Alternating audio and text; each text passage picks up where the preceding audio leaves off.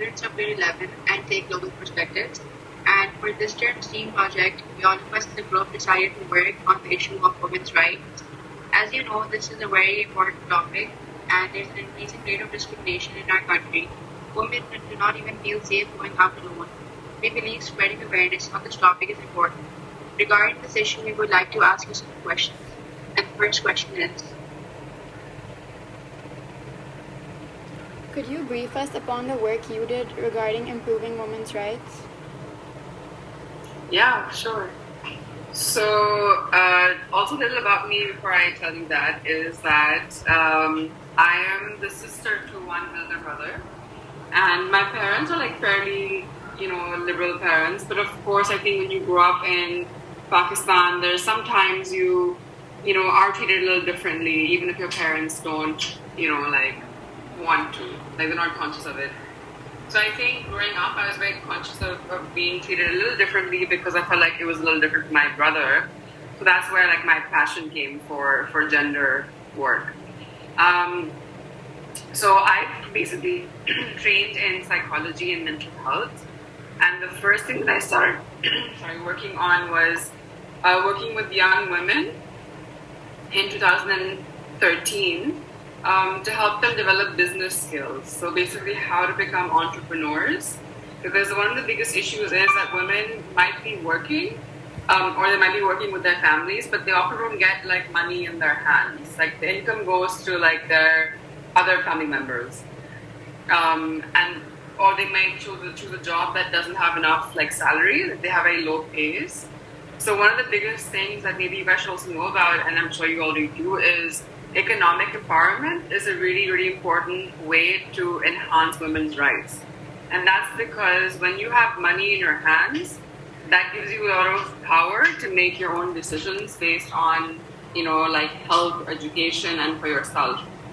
Otherwise, money is often, if someone else controls the money, they often end up making the decisions for you. So my aim was to work with these young women who are from Kurangi here in Karachi, to give them business skills training so that they could start their own businesses.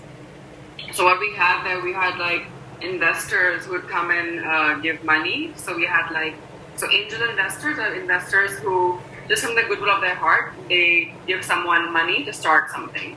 They invest in their idea. And there's no kind of payback. It's just you give them money, it's a donation, but they call angel investors. So these women started their own businesses, which were beauty parlors. There was some fashion, making clothes. There were some who made arts and crafts. So we started that. And then I worked, then I kind of moved on. I went to my master's, and over there, I learned more about domestic violence in Pakistan. Because that's a really big issue, especially in the more rural areas. So I did my master's in psychology, but in research. So in research, what you do is you're basically there to gather information about a certain subject, and you want to understand what's happening, why it's happening, and what can you do about it to improve it, right? So what you do is when you collect the research, you put it together, you make a report, and then you share that information with different organizations like the government, right? The government makes policies, right? And policies are basically kind of guidelines for how to operate. So I basically did this research, and I went all over Sindh and Punjab, and it was so much fun. But also a lot of traumatic stories of women who were not treated well by their family members, and they weren't allowed to work, or they weren't allowed to go out, or they were forced married. And there's also a big issue of child marriages in Punjab, especially, where young girls are married off under the legal age. So in Punjab, the legal age to get married is 18. If you get married before 18, or you're made to get married before 18, it's illegal by the government. But because it's kind of rural, and our culture is also a little different, in the villages, they were getting girls married off at 12, at 13, at 8, 9, or even 15, 16. And they weren't telling the government, and they weren't telling the police, because they thought that they should hide it. So our job was basically to go out there and research, find information about which villages or which areas had high rates of child marriages, and then kind of like understand why they were happening. So was it culture? Was it cultural? Was it because, we all have to understand that there are so many different cultures in Pakistan, and they all have their own ways of doing things.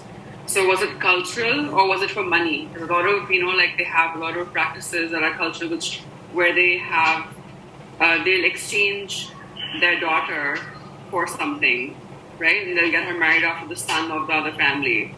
Or if someone has there's a conflict between two families, and the way to resolve the conflict is to get a son and a daughter married off, right? So that's kind of a way of conflict resolution, and they have like a tribal legal system, which is not the government's legal system.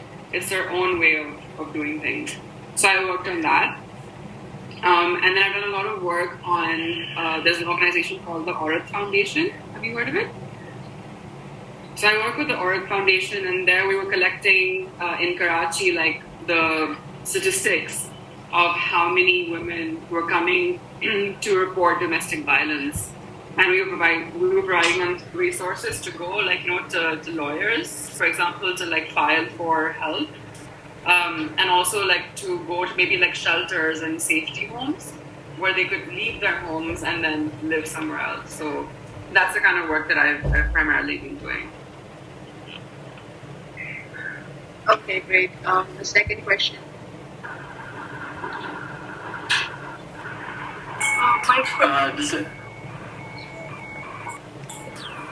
The second question is, yes. With your experience working at a women's rights organization, what is the most important yet neglected reason for the systematic inequality of opportunity for women? Can you repeat that one more time? It's a long question. With your experience working at a women's rights organization, what is the most important yet neglected reason for systematic inequality of opportunity for women? That's a really good question. Right. So as I mentioned, I have worked with a few organizations, and one of them was the Aurat Foundation. Sorry, could you give me a second?